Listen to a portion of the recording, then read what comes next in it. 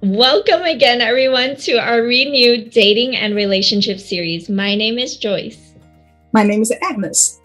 And the topic of this video is red flags to look out for in a partner.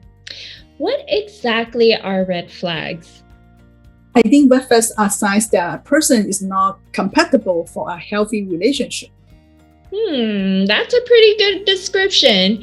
Yeah, I'm pretty sure there are a lot of red flags out there, but let's take a look at a few of those today.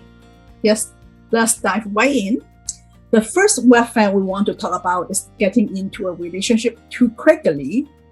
Yeah, it's a good idea to take it slow. I know a friend who went on a date with a guy and he was asked to be his girlfriend after the very first date.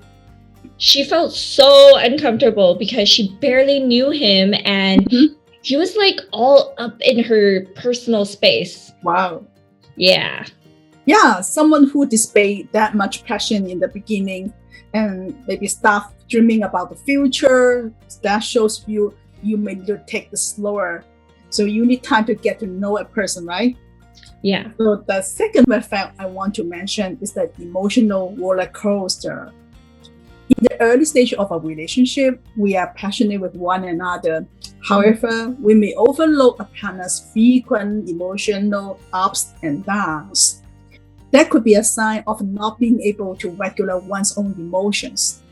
A partner may feel sad, demanding, or fear of abandonment easily. Those strong feelings can be tied to past trauma or unsolved hurts. Being a romantic relationship is not a solution to those issues. That's a good point. I agree. It's possible for these people to date only if they address their issues first. And I think seeking help beforehand would be better for building a healthy relationship. Definitely. How do you feel about people who are emotionally unavailable or don't show their emotions? Lacking of emotion is a big red flag. So it's a serious matter. Any relationship requires mutual support and understanding. So you want to look for a partner who has empathy, who understands you and your needs. People who have low empathy won't be able to support you emotionally, and you may feel being neglected later. Right. What does that look like? So for example, right, when you have pain, anger, or feeling upset, right? So your partner shows no feeling. That person may start to lecture you or minimize your emotions, telling you that you shouldn't have those feelings. Later on, that you make you feel more upset and hurt. So you will increasingly feeling more emotional injury in this relationship. Would you consider this like a communication problem then? Oh, this is much more than general communication difficulty. So we understand we may not have the same idea or share the same feeling with the people, but this is different. They are not allowing others to feel heard or understood. I see. Let's take a look at the next red flag. Getting into a relationship where someone is controlling. That can lead to a power imbalance. For example, they need you to check in about every single detail of your life. They gaslight you, which is they make you doubt yourself, your feelings, emotions, and experiences. Yeah, some other ones include like this, right? Isolate you from your friends and family, not willing to compromise or negotiate. So they're not respecting your boundaries. So they control the way you spend money or time. So there are just a few examples. Yeah, this reminds me of a passage in the Bible. In Philippians chapter 2, verse 3, it states, "Do nothing out of selfish ambition or vain conceit. Rather, in humility, value others above yourselves." This leads us to the next red flag, which is non-committal behavior. If someone is only concerned about physical intimacy and not willing to define your relationship, then that's a big warning sign. Like say a person who is not willing to introduce you to their friends or family, Or Yeah. if you find out they are dating other people at the same time, that's also a sign that they are not committing. Right. Another red flag to mention, just because you're dating someone doesn't mean you should lose yourself or change yourself. Sometimes when people get into the relationship, they may lose their individuality and become codependent on their partner. For example, you may want to be with your partner all the time and you want to do the same things and not be separated from each other ever. Yeah. Sooner you will start losing your friends or even your own interests, right? A common thing we saw is like person, they try to play dumb to please their partner. It's so sad. Yeah, that's true. I think codependent personality may stem from their relationship with their parents. There are people who are not able to make decisions for themselves because they fear the disapproval from their parents. They may have their own thoughts and decisions, but worry about voicing their own opinions. So another thing is like rely too much on their family to provide their money for them. So are they financially independent or not mature enough to handle their own money? So for example, one of my girlfriends, right, she worked at an optometry store. So she told me she won't able to even find a good husband. Say, I asked her why, so dramatic. What happened?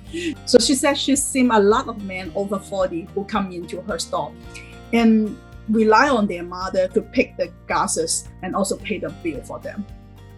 Wow. I see where she's coming from. So all that being said, I mean, these are all helpful signs to look out for. But for us Christians, there's more to be aware of. Of course, we want to watch out for someone who contrasts with your own values, the worldly versus core Christian views. So for example, right, during the relationship, someone may stop you from going to church and they become your idol, or they may be more materialistic and overly value money or status. They may ask you to not tithe because they prioritize money differently. Yeah, those are very common differences between believers and non-believers, and I'm sure this causes problems in the relationship. For Romans chapter 12, verse 2 reminds us to remain rooted in God. Do not conform to the pattern of this world, but be transformed by the renewing of your mind. Then you will be able to test and approve what God's will is, His good, pleasing, and perfect will. One of our biggest values for believers is to love God and love others. For example, we honor our parents and love our friends. If the person only loves you and asks you to love only them, that's a red flag. Yeah, Jesus reminds us in Matthew chapter 22, verse 37 to 39. Love the Lord your God with all your heart and with all your soul and with all your mind. This is the first and greatest commandment. And the second is like it. Love your neighbor as yourself.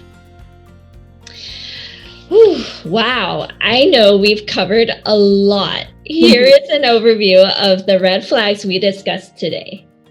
Getting into a relationship too quickly, emotional roller coaster, feeling controlled and experiencing power imbalance, non-committal behavior, losing individuality and becoming codependent.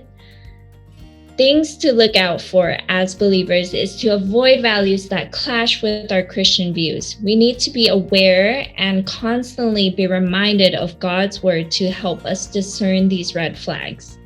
Yeah, of course, there are many others, but it would be a very long list. So although we have pointed out this red flags, right, none of us are perfect. So we all have things we need to work on ourselves.